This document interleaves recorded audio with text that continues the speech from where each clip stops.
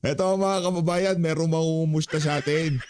So, itong si Senator Pia Cayetano, kukumustahin ang buong sambayan ng Pilipino.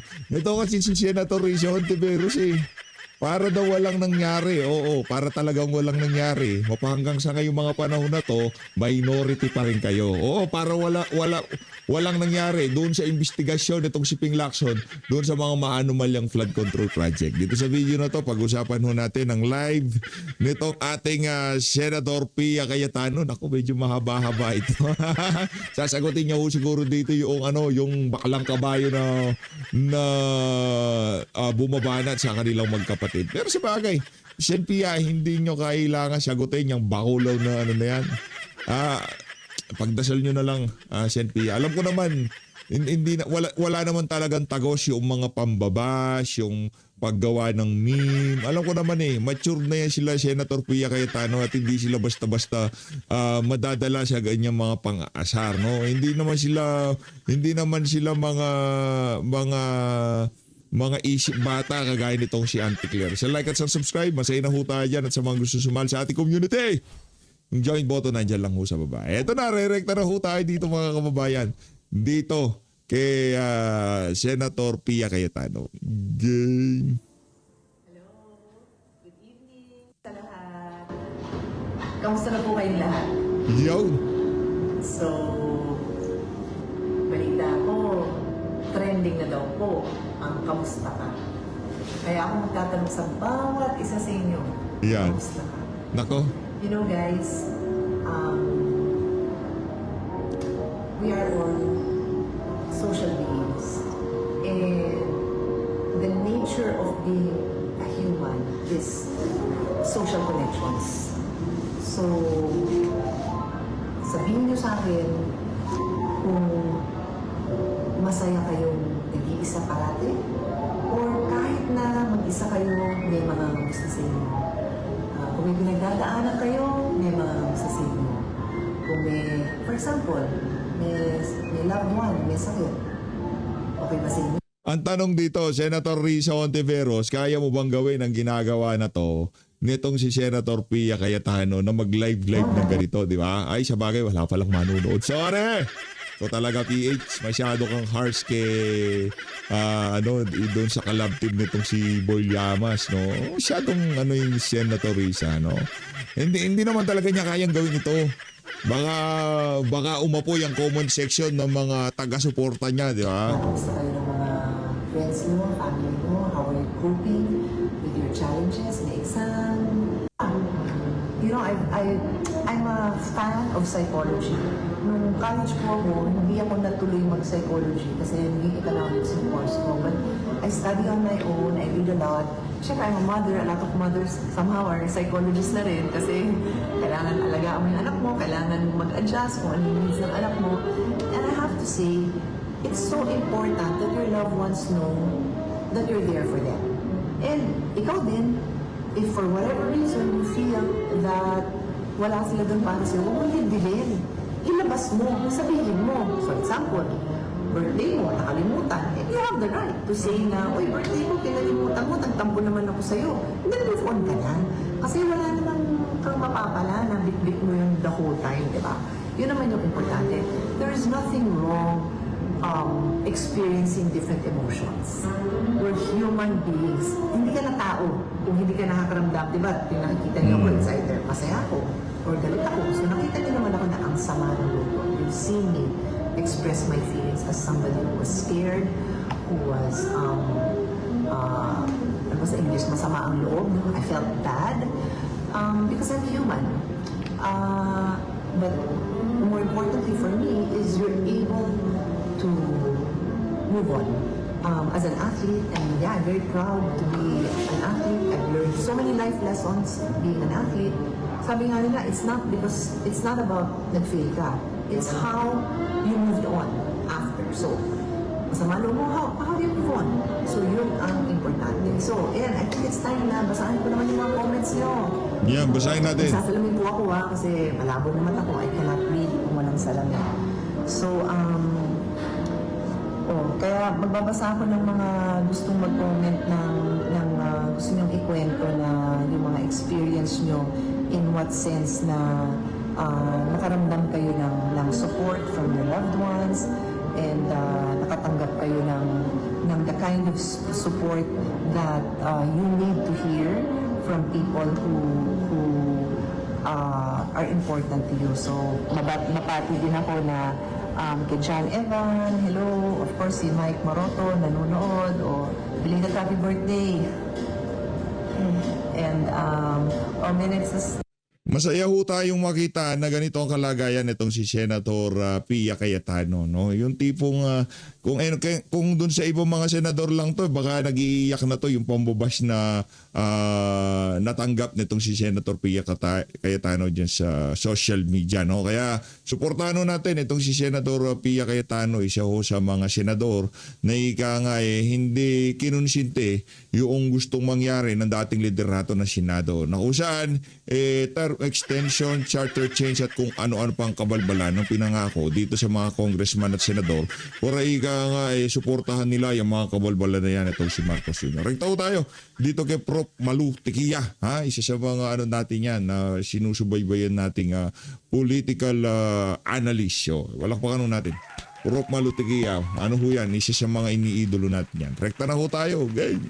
Loud and clear. Opo. Prof, Okay. dito tayo muna sa naging desisyon ng Korte Suprema. Sentro pa rin ng debate. Pero ano sa tingin nyo po, enforceable na po ba ito? And ang dami kong nababasa rin sa online. Bakit atat ba sila? Ba't hindi na lang antayin yung mismong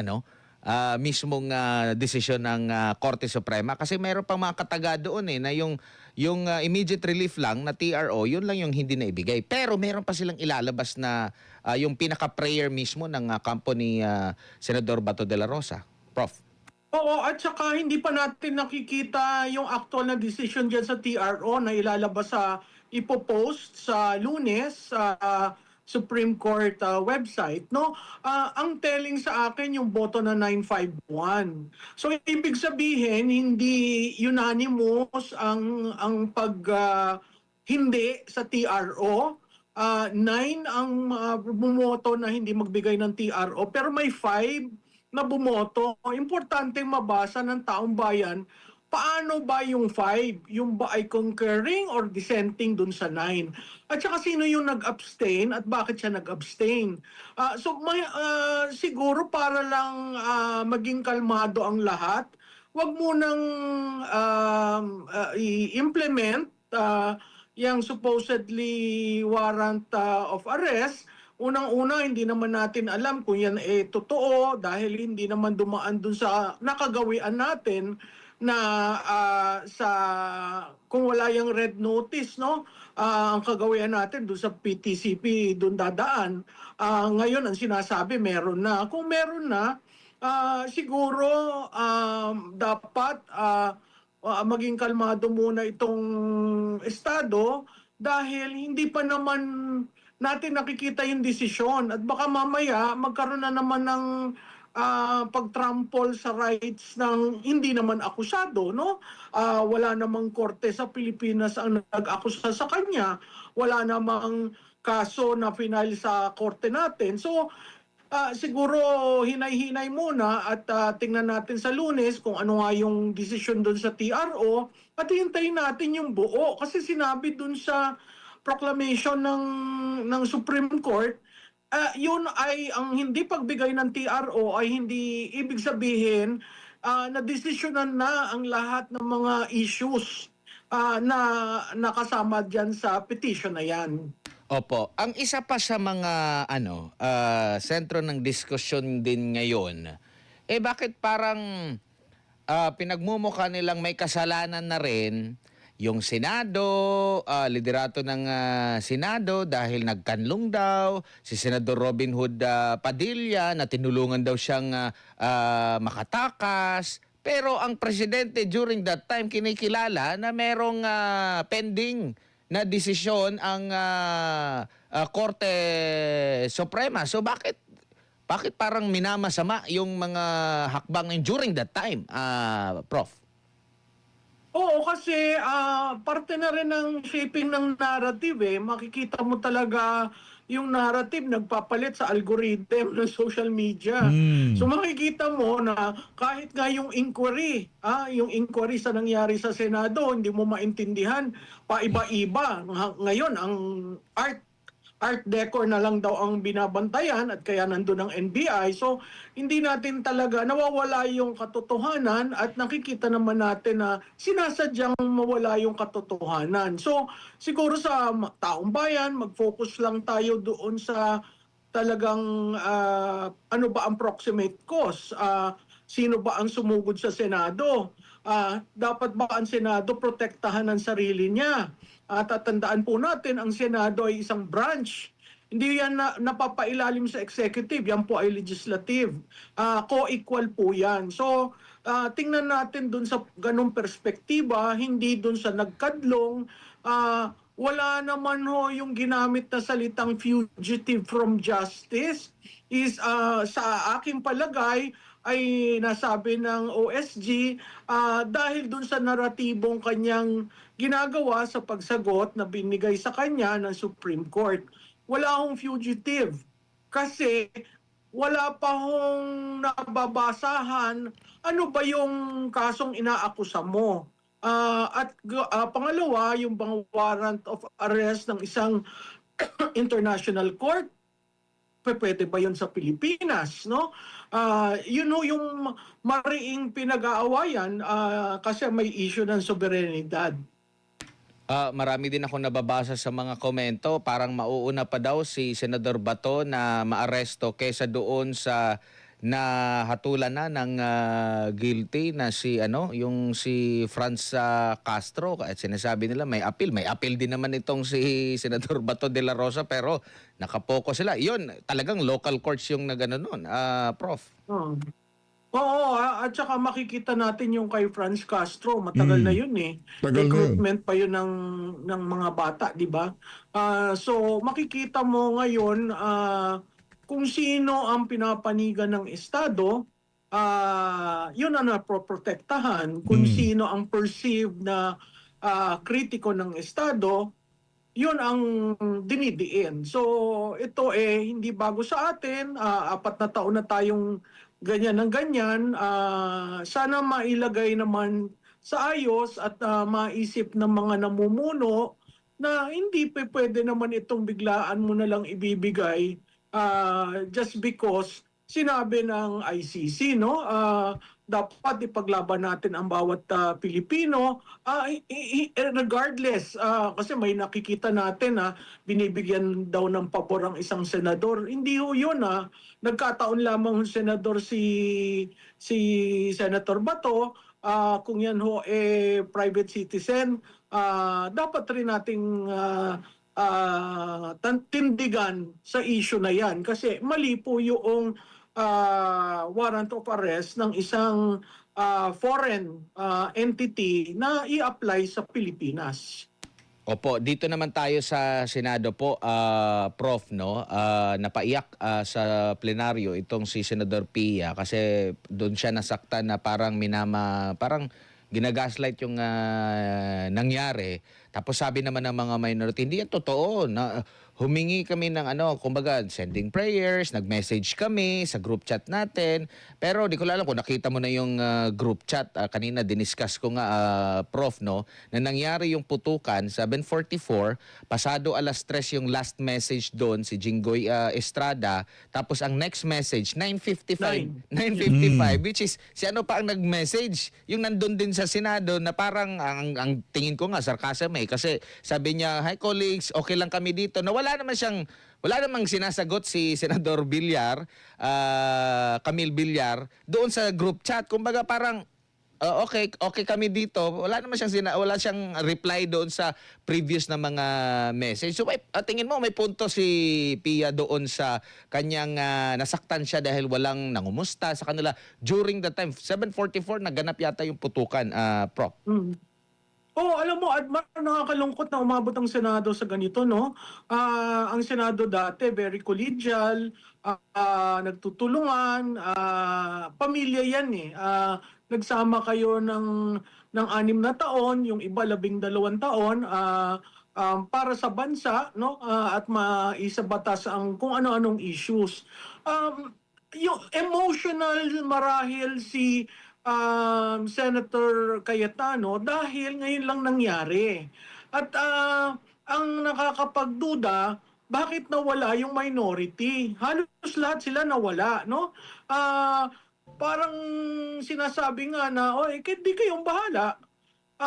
Yun ang nakakalungkot.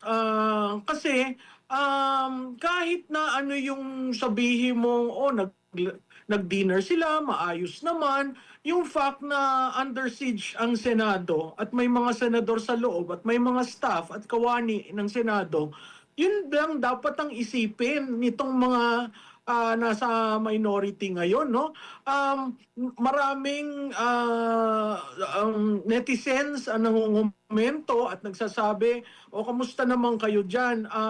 Parang ginagawan joke, no? Doon sa mga naggaganon, hindi nyo alam ang personal Yan. aspect Yan. at relationship ng mga senador. Nako. So para tayo manghusga, wala naman tayo doon. Wala at tayo doon. para mangumplementaryo na kamusta ka. Logical sa Pilipino kasi custom natin na pag may nangyayari, 'di ba? Nangangamusta. Yung iba pag may nangyayari, pumupunta kaagad doon at tinitingnan. So, nakakalungkot dahil parte ng plenaryo ngayon 'yan, nasa records at makikita mo na lahat sila na stand doon sa reaction ni Senator Cayetano. And I think Senator Cayetano was just saying it as real as possible because that is her sense of things, no? Para ilabas ang GC, para ipakita na nagtanong sila. Immaterial yon kasi pag may nangyari sa kulig mo, sa atin, normal yon. Kung may earthquake, may nangyari sa mga kasamahan mo, tinatanong mo kung wala ka doon, kamusta kayo? Ano nangyari? Okay ba kayo? Di ba? Sa tingin ko yung pagbanat ng iba na plastic daw at kunwari lang daw yung pagluha. Ako, sana nakikiusap ako, pabayaan natin sila kasi hindi naman natin alam kung ganong kalalim ang relasyon ng bawat senador sa isa't isa. At uulitin ko, ito ang unang panahon na nagkaroon ng ganyan sa Senado. Sa kasaysayan ng Senado, since naibalik yan noong 1987, wala pong nangyaring ganyan. Walang nangyaring ganito, grabe. Baka naman. nga kung hindi nag-post din sa GC si Senador Camille Villar, baka wala talagang magme-message doon na Prop. Oo, di ba normal nga? At saka normal yung alis na kami o ano ba, meron ba kayong caucus o ano? Di ba normal yon? Kaya nung nakita ko yung GC na linabas at may pag-itan na oras, mapapaisip ka talaga na bakit wala yung iba, no? At kung ikaw ay nasa room mo, siguro human reaction yung pupunta ka sa baba at hahanapin mo ano bang nangyayari, no? Nakakalungkot dahil pati yung aspetong yon pilit kunin sa mga senador. So uulitin ko, no? Ano ang proximate cause? Bakit nagkagulo sa Senado? Sino ba ang pumunta doon? Si Bato ba o yung gustong nag-a-arrest sa kanya na may dalang fake na warrant of arrest? Sa akin, malaking bagay yun na dapat, again, tinatabi, pinipilit itago. Pwede ba ang isang pribadong citizen na dating Senador Trillanes, pwede ba siyang mag-lead ng arrest? Pwede ba siyang hawak-hawak ang supposedly warrant of arrest? Pwede na lang ba yung gawin ngayon? Yun ang hindi ko maintindihan kasi kung saan na napunta eh. Puntahan natin, bakit nagpaputok ang Sergeant at Arms ng warning? May interpretasyon rin doon sa warning. Hindi ba pag pinoprotektahan mo ang isang institusyon, gagawin mo ang lahat para pagtanggol mo yan? Bawal daw yun na Prop. Bawal daw yung ginawa nitong. Dapat daw kung nagpaputok tong siya plus ka, dapat talagang wala nang warning, dapat naka-aim talaga para puksain yung mga dapat puksain. Ganon daw yung dapat walang warning. Walang ganon. Lalo na ito mga senador, no? Ilang senador ang naandun, so kailangan silang pumilos. Nakita rin naman natin ang pagbugbog doon sa isang OSA member. Yun ba wala na ring halaga? Pinatawad na basta-basta yung mga NBI. Nakakatakot ito kasi kung nagagawa nila sa mga senador, kayang-kayang gawin sa mga ordinaryong citizen. Kaya daw po hinabol si Bato dahil tumakbo raw eh. Alam mo, yung pagtakbong yan, sa kagustuhan siguro ni Senator Bato na umabot siya sa plenary at talagang maghayag ng boto niya, no? Hindi tatakbo yan kung walang reaksyon na sa paningin ni Senator Bato, nalalagay ang kanyang seguridad sa kapahamakan. So logical lang yung reaction niya. At kung titingnan nyo yung mga nagpunta na sa Senado, yung stairwell talagang napakakitid niyan at ang baitang iba't iba. So talagang makikita mo may effort to really run after him. Kasi senador yan, di dapat pinagbigyan nyo, nag-present, di ba? Yun yung tamang paraan, hindi yung hahabulin mo ang isang senador. Yun. Opo. Dito naman tayo sa konti lang yung pagitan sa majority at minority, no. At meron pa akong narinig na interview sa dating tagapagsalita ng Senate Impeachment Court na isa sa mga factor daw na nakita niya na dahilan kung bakit napalitan itong si Senate President Tito Soto ay kakulangan sa kakayanan nito. Hindi abogado si Tito Soto at mas akma sa kasalukuyang liderato. Ano po masasabi niyo po dito, Prof? Ako'y sumasang-ayon dyan. Yan ang aking column nung Martes na nakaraan na sinabi ko doon, oo, si Senate President Soto ay mahaba ang experience, malawak ang experience, pero ibang klase ang impeachment court. Sa impeachment court, ang presiding officer kailangan mag-decide, no? Napakahalaga diyan yung jurisprudence. Ano ba yung jurisprudence? Ito Yeah. yung mga kaso na pwede mong kunan ng yaman sa pag-rule, no? Na basihan para sabihin, that is out of order, that is a wrong interpretation, we should probably consider it this way. Malaki ang nakita natin sa kasaysayan ng impeachment sa ating bansa. Si Senate President Nene Pimentel, abogado yon. Si Senate President JPE, and really abogado yon. Nakita mo yung yaman ng literature nila to make a ruling. Yun ang kinokol ng presiding officer, that you are able to break the impasse, to intervene when necessary, and to rule. Ang ruling mo is based on jurisprudence. Di ba? So napakahalaga na abogado yan na umupo. Dahil ang Vice President Si Tuta Soto hindi naman siya abogado, no? Wala siyang talaga. Kumbaga, yung experience lang yung tipong kagad kanyang bibirahin doon sa nalalaman niya bilang isang senador noong panahon na napakaraming nakawan noong mga panahon na yon, mapahanggang sa ngayong mga panahon na to.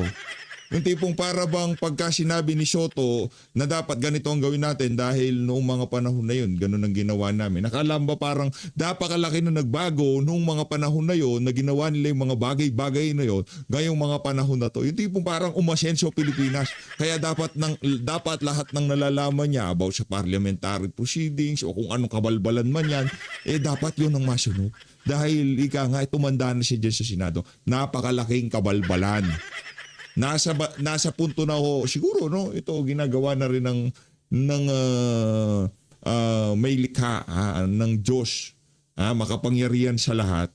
Itong mga bagay-bagay na to, 'di ba? Para para ika nga, nasa turning point na tayo bilang bansa. Ito na ho siguro yun. Ito na pinakaabangan natin. Pinapakita na sa atin, wala nang mas lalala. Wala na bang mas lalala dito? Di ko alam ha.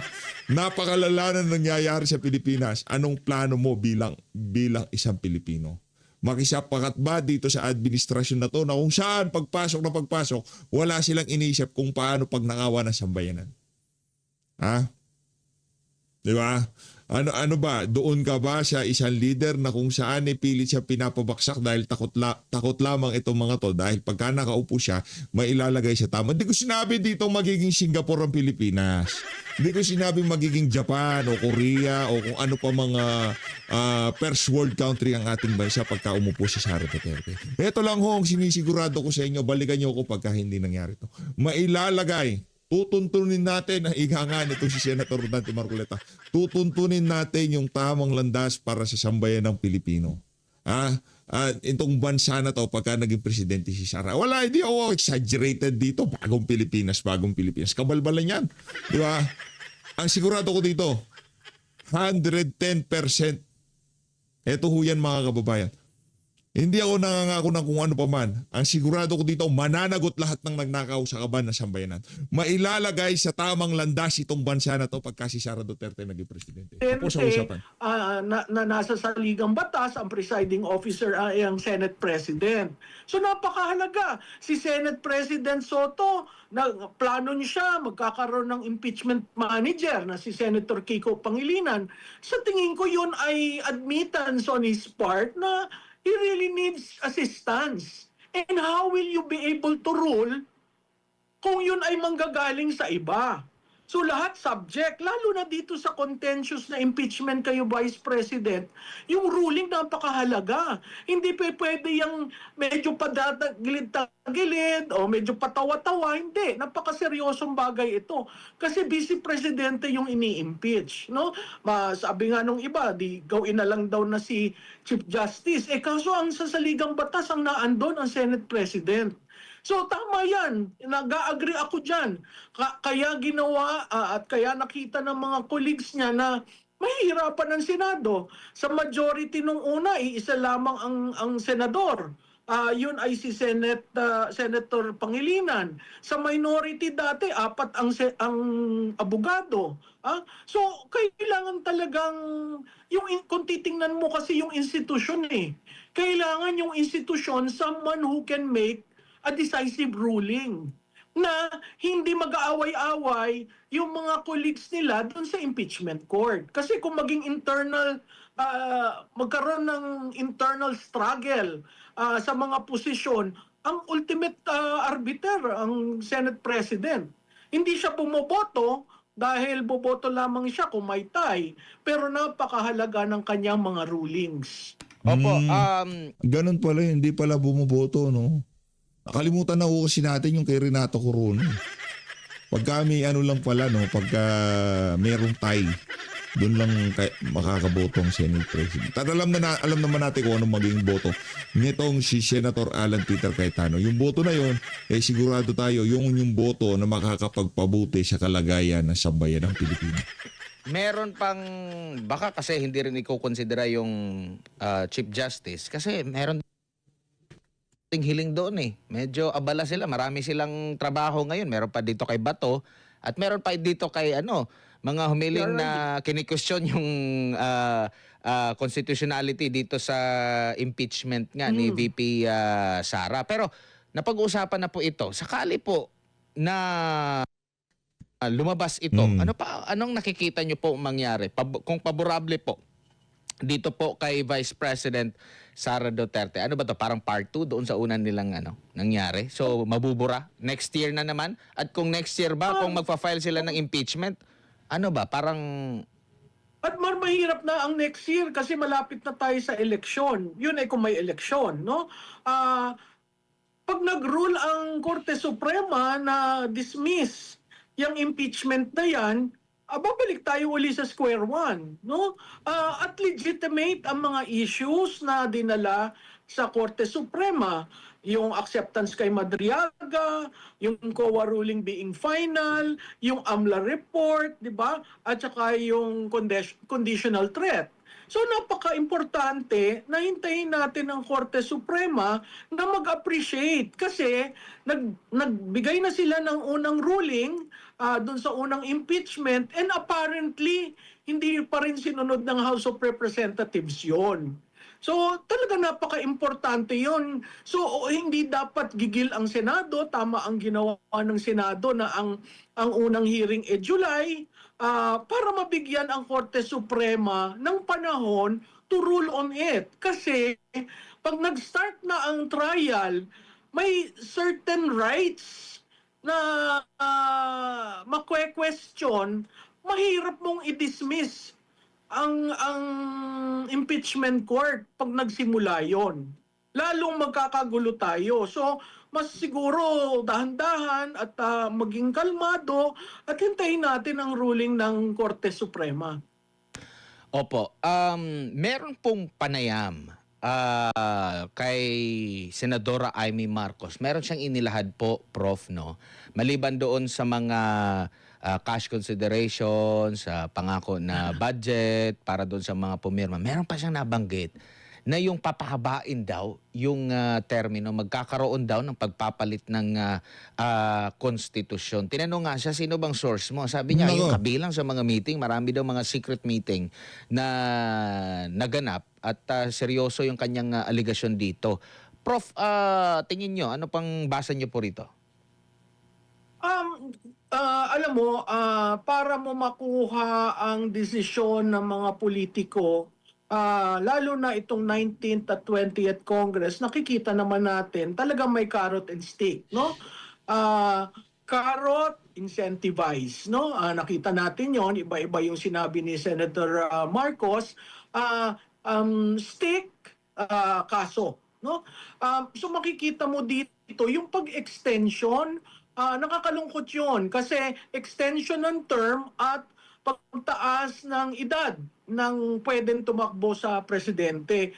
Kitang-kita mo naman na sa parehong panukala ay ayaw talagang hadlang kay Vice Presidente Duterte. Talagang takot na takot sila, no? Pero ako, nakakalungkot siyang inoffer as part of the incentive for you to vote kasi magagalit ang tao. No, isang tao lamang ang ayaw niyong makadesisyon tungkol sa politika at lahat na ng ahensya ng gobyerno ay ginagamit para siya isikilin at ilagay sa isang corner. Maling-mali yun, pero kung yan ang rason kung bakit pumirma ang karamihan, sa tingin ko, nanghina rin sila nung nakita nila ang pagpapalit sa Senado. Kasi ang ino-offer nila, mahirap yan matuloy kung walang 16 votes. At ganun rin sa pananaw ko, mayroon rin kumakalat na may ino-offer na tumakbo sa Vice Presidente si Senate President Cayetano sa administrasyon at meron rin sinasabi na yung ibang may kaso ay hindi nakakasuhan. Sa kagustuhan nilang ma-impeach si Vice President sa Senado. Alam nyo kahit na anong senaryo, mahirap makakuha ng 16. At tatandaan natin yan, ang saligang batas, ang sinabi of all senators. So 24 po yan, kahit alsin nyo yung mga ayaw nyong pabotohin yung mga kung sino-sinong gusto nyong kasuhan, lalabas at lalabas, kailangan. Sa ayot sa gusto ho nila, tatakbo si Sara Duterte ng pagka-presidente sa 2028. Okay? Sa ayot sa gusto nila, kahit paano pa nila pagbalik-balik rin ng mundo, hindi mai-impeach si Sara. Paliwanag pa ho yun sa sikat ng araw. Ngayon, para doon sa mga lahat ng congressman na bumoto para i-impeach si Sara, wala kayong karapatan dyan sa mga pwesto nyo na yan. Wala kayong puwang dyan sa House of Representatives dahil mga walang hiya kayo. Diba? Kaya nyong pumirma sa isang dokumento para lamang mapahaba ang inyong termino. Di ba kaya niyong pumirma para lamang sa 20 milyones na ipapangako sa inyo? Ano yan? Cash? Project? O kung ano pa mang klaseng kabalbala. Kaya niyong makipagsapakat sa kalokohan na para lamang sa pera. Wala kayong puwang sa gobyerno. Dapat dito sa mga to, artikulo di ba? Kay General Luna, di ba? Dapat basahan na ng artikulo tong mga congressman na to, mga walang yato Kailangan may 16. At pag minenos mo ng minenos ang total na 24, ay talagang hindi ka makaka-16. Hindi ko alam kung ano yung mathematics na ginagamit nila, kung may 4 na aalsin dahil sa kaso, paano ko makaka-16 dyan? So talagang pipilitin ng lahat. At pag nakita yan ng taong bayan, alam mo, sa aking pananaw, magiging tipping point yan ginagawa nilang mga extension at kung ano-anong offer. Kasi galit na ang taong bayan. Mas lalo niyong ginagalit dahil isang tao lang talaga ang prino-project nyo sa nakaraan na 4 na taon. Opo, kasi maraming mga maliban dito sa impeachment, alam natin malakas itong si Vice President Sara Duterte. Meron pa dong issue sa muling pagbubukas ng investigasyon. Itong dalawang issue ba na ito, Prof, ay napakahalaga na dapat nilang mapigilan talaga. Kasi dito nakasalalay yung kanilang kinabukasan. Oo, alam mo yung ako'y natutuwa sa desisyon ng kung sino ang magiging head ng Blue Ribbon. Tama na si Senator Pia just to hindi maging antagonizing ang lahat between Senator Marcoleta and Senator Lacson. Makikita mo na si Senator Pia is very clinical in her approach. Pero pag nabuksan niyang Blue Ribbon na yan, yan ang napakahalaga sa taong bayan. Hindi yung impeachment para sa akin napakahalaga ang Blue Ribbon dahil trilyon na pondo ng bayan ang nawala. At hanggang ngayon, hindi natin maintindihan sino ba talaga ang mastermind, no? So kung maipatawag ang lahat na dapat patawagin, kung makapagpadala si Congressman Ko ng kanyang sworn affidavit na may ginawa sa ating embahada, malaking bagay ito para once and for all matapos natin itong usapin na ito. Biro mo mag-iisang taon na yung mahiya naman kayo campaign. Tapos anong nangyari? Hindi natin nakita ang report ng ICI. Wala. Ni hindi natin nakita ang report ng partial report ng Blue Ribbon. Kaya nga nagkaroon ang ruling ng kaso sa Korte Suprema at sinabi na dapat ipakita, 'di ba, hinihinga ng response si Senator Ping Lacson. So maraming itinatago sa atin na hindi yan tunay na Ito real talk to. Ako napapahala na talaga ako. Para dito sa mga nagsasalita na to kagaya ni Prof. Malutigia. Nag-worry ako. Hindi, totoo. Walang biro mga kababayan. Nag-worry ako sa kalagayan nitong mga individual na to. Yung mga nasa pamahalan ngayon, mga siraulo. Wala naman silang freedom of expression, wala akong ganun. Basta sa kanila, pagka ikaw tinik ka, meron medyo, kagaya to si Prof. Malutigia, nakakahatak meron traction pinapakinggan credible yung nagsasalita kahit pa paano nag-worry ako dito sa mga individual na to. Dito kay Prof. Malutigia, kay Prof. Ana Malindugoy, yung mga political analyst o political strategist na nagsasalita sa lungat sa gustong mangyari nitong administrasyon na to. Kasi mga merong sira sa utak karamihan ng mga nasa pamahalan accountability. So, pag pinagsabay mo yan, kung ang sinasabi, ang Senate hearing ng impeachment court ay July, hanggang June 4 ang sinidya nila, magsisimula ba si Senator Pia Cayetano ng Blue Ribbon itong remaining days, no? Siguro napaka-importante na malaman ng tao kung ano ang appreciation ni Senator Cayetano tungkol doon. Malapit na po ang anibersaryo nga, sabi nyo nga po, yung mahiya naman na kayo. Ano sa tingin nyo magiging laman ng kanyang SONA po, Prof? Ito ba, tingin nyo rin po ba maraming magiging sacrificial lamb dito sa mga susunod na mga araw, considering marami na tayong naririnig? Binuhay ulit yung kaso with yung reklamo kay Senador Chis Escudero, yung kay Joel Villanueva, yung kay Jinggoy Estrada, nauna na si dating Senador Bong Revilla. Sapat na ba ito para ma-justify yung kanyang kampanya kuno laban sa korupsyon? Well, wala kasi ako nakikitang pwedeng good news na masabi niya. Siguro yung pagdidistribute ng ayuda, pero yun rin, may problema. Ang ekonomiya natin bagsak, stagflation tayo.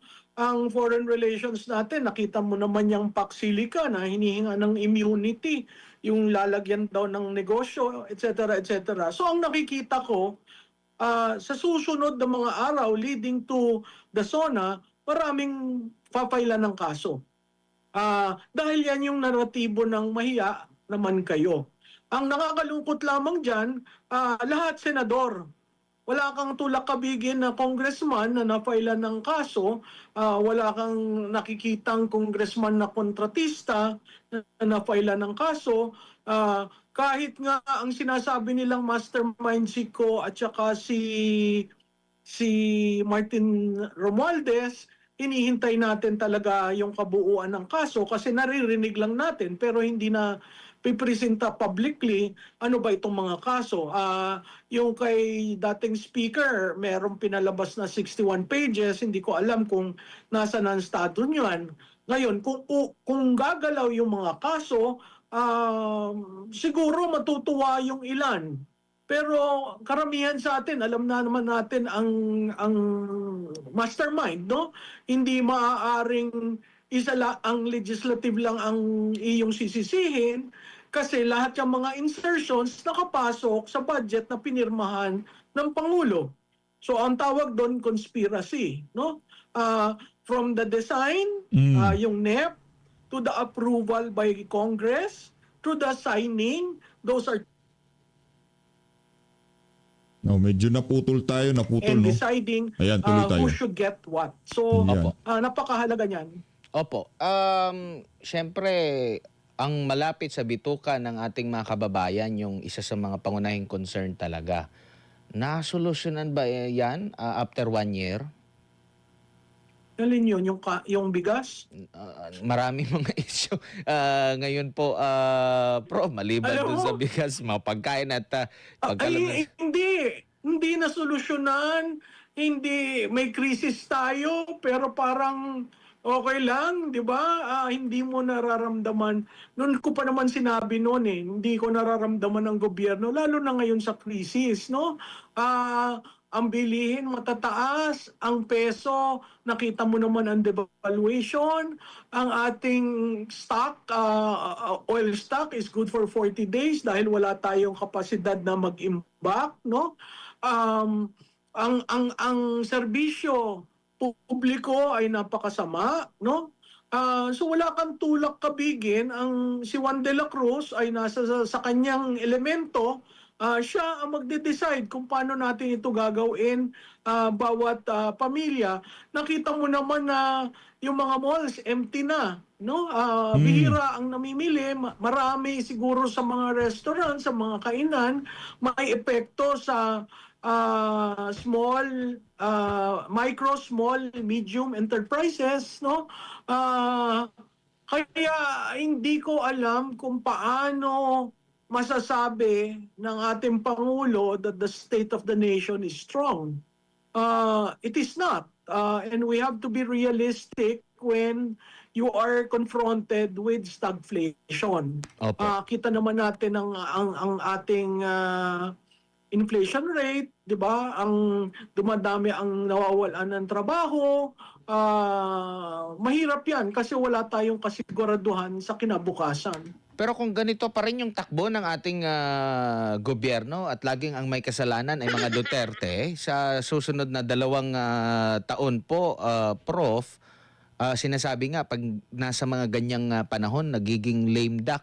Sabi nga nila, actually, pag upo pa lang, lame duck na raw. Pero sa huling bahagi ng taon ng kanyang administrasyon, kung ganito pa rin ang takbo, kawawa yung susunod. Kawawa yung susunod at maraming pabigat dun sa susunod. Hindi tayo makaka-recover ng 6 years. Sa aking pag-aaral, makaka-recover lang si Juan de la Cruz, ang ating bansa, after 9 years. After 9 years, okay. So, kailangan si Pipi Sara, pag upo niya ng 2028, maliban sa 6 na taon niya, kailangan pa ng 3 taon. Naku, paano ba yan? Paano ba yan? Yan ang sinasabi ko. Diba? Magtsatsatsya na ba tayo dyan sa mga panahon na yan? Diyan ho tayo magkakaalaman. So napakahalaga na magsama-sama tayo at magtulungan para maitaguyod natin ang ating bansa sa susunod na 6 na taon hanggang sa 12 taon. Kasi yung after 12 years, doon lang natin makikita na maaayos ang lahat ng problema. Napakalalim ng problema kasi pera ang ninakaw. Serbisyo na PhilHealth na hanggang ngayon hindi pa binabalik sa PhilHealth. Kahit na sinabi nilang binalik na, tingnan nyo kung may certificate sa Treasury, wala yan. Yung PDIC, hindi yun na napapag-usapan. Maraming hindi napapag-usapan at hindi binubukas kung siyang ginastos. Kaya talagang malaki ang problema. No? Hindi ang problema ang mahahalal o mga kandidato. Ang problema, yung dala-dala at dinulot ng Marcos administration. So yung parang sinasabi na matatakot ka dun sa susunod, kung yan si Vice President Inday Sara Duterte, bakit ka matatakot sa isang tao na willing magtrabaho at ayusin ang bansa? Dahil hindi ba siya isa sa inyo? Dapat matakot tayo sa ginawa nitong nakaupo ngayon. Dahil napakahirap itaguyod ang ating bansa galing sa ganitong kalamidad na dala ni Marcos. Opo. Huling 2 katanungan po, Prof, no? If ever po na either hindi siya ma-impeach sa Senado or baka mauna yung desisyon ng Korte Suprema na maglabas ng desisyon favorable dito kay Vice President Sara Duterte, finish na ba ang 2028 elections? Well, kung maglabas ang Korte Suprema or madesisyonan at acquitted siya, ako sa aking pananaw at makita natin kung paano siya apihin at durugin itong administrasyon na ito, sa tingin ko tapos na. Kaya walang naghahayag ng interes kasi napaka-fluid at inihintay paano ba itong impeachment. Kung maghayag kunyari ang mga Tulfo ngayon na hindi nila ginawa at sinabing hindi nga sila interes, no? Hindi nila interes. Sa tingin mo makakabangon ka kung maghayag ka ng maaga? Lalo na kung ma-acquit si BP o magruling ang Supreme Court. Kaya bukod tangi lamang yung magde-declare na ako gusto kong lumaban sa pagka-presidente. Bukod tangi lang yan, no? At sa tingin ko, alam rin ni Vice President Duterte kung ano yung base niya. Kaya matapang ang loob niya na mag-declare ng maaga. So makikita natin, ang sabi kasi ng iba, wala daw impact yung pag-declare niya ng maaga. Kasi ang dami naman pumirma rin. Alam po nyo, tingnan natin ang mga susunod na araw kung paano yung mga pumirma ay isa-isang pumupunta sa mga komunidad nila para sabihin na nagkaroon kami ng problema, pinilit lamang kami, etc. etc. Maraming dahilan. At nakikita natin yung partisan politics does not really serve our nation. Opo. Huling paksa na lang po at katanungan na Prof, may isang international NGO nagpasaklolo or nagpatulong sa United Nations at ikinwento, isinumbong na wini-weaponize itong ICC yun, ng gobyerno ng Pilipinas, yung pamumulitika lang para ka dito sa yung detalye doon na malinaw na pinupolitika nga, no. Meron pang issue din doon sa kalusugan ng dating pangulo na napatunayan ngayon na meron niyang problema sa kanyang kalusugan, na yun yung dahilan dito sa kanyang, 'di ba, yung unang interim release na hiling tapos hindi sinang-ayunan. Makakatulong po ba ito? Anong nakikita niyo po? Dagdag na natin yung nag-usap daw ang US at China against dito din sa ICC po. ICC, Prof. yan. Maganda yan. Well, siguro yung huling tanong mo, ang US, China at Russia ay talaga namang against sa ICC. So, hindi katakataka yung kanilang pag-uusap. Pero kung titingnan mo, sino ba doon yung bukod tangi na naging icon, no, sa ICC? Yan ay si Presidente Duterte. Ako'y nagpapasalamat doon sa Hapon na nagsalita. Nabasa ko yung pleading, yung petition na pinorward sa UN Human Rights Commission. Usaping human rights ang dahilan kung bakit si PRRD isinadlak sa ICC. Usapin rin human rights ng dating Pangulo kung bakit yan ay nasa UNHRC. No? Makita natin sa testimonya nung Brave 18 na meron sila dong parte na binigyan ng pera ang mga taga-ICC through Senator Trillanes, no? Nakikita naman natin si Senator Trillanes, ilang picture na lumalabas na animoy siya'y staff, empleyado o kung ano man, consultant ng ICC, parati siyang nandun. Ang nakakalungkot lamang dyan, doon sa una mong tanong, nung nakita ko yung panunulat na ni dating Presidente Duterte at saka yung report na naka 24/7 na tinitingnan ang kanyang kalusugan, sana naman hindi umabot sa punto na maging seryoso yung kalusugan ng ating dating presidente. Hindi niya yon ginusto. Yun ay isang programa ng gobyerno. Mali ang sinasabi ni Secretary Remulla na may EJK program. Wala pong ganung Walang programa. Meron po tayong anti-illegal drugs campaign. Nakita ng taong bayan at nakita ng buong bansa, ng global, kung ano yung ginawa niya. Marami nagsasabi matapang si Presidente Duterte para gawin yon, pero paulit-ulit niyang sinasabi ginagawa niya yung para sa bansa niya, no? So itong bagong pag-elevate ng reklamo ng isang Hapon sa UNHRC, ako'y natutuwa dahil nabubuksan unti-unti ano ba ang ginawa nitong administrasyon na ito, kung paano ginawang sakdal ang dating Pangulo at kung paano siya kinidnap at itinapon sa ICC.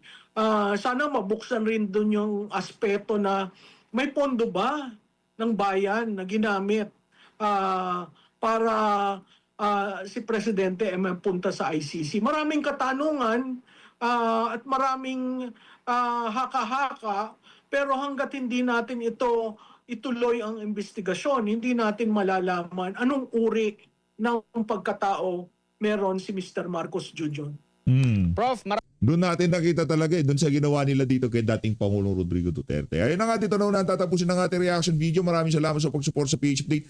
Mag-ingat po kayo lahat. Mahal natin Pilipinas. Shoutout dito kay Sen Pia Cayetano. No? Ano natin yan, kapanalig natin yan para sa maayos na Senado. Dahil yung mga kasama niya, gusto ho nila karamihan, term extension dahil nga tapos na kanilang mga termino.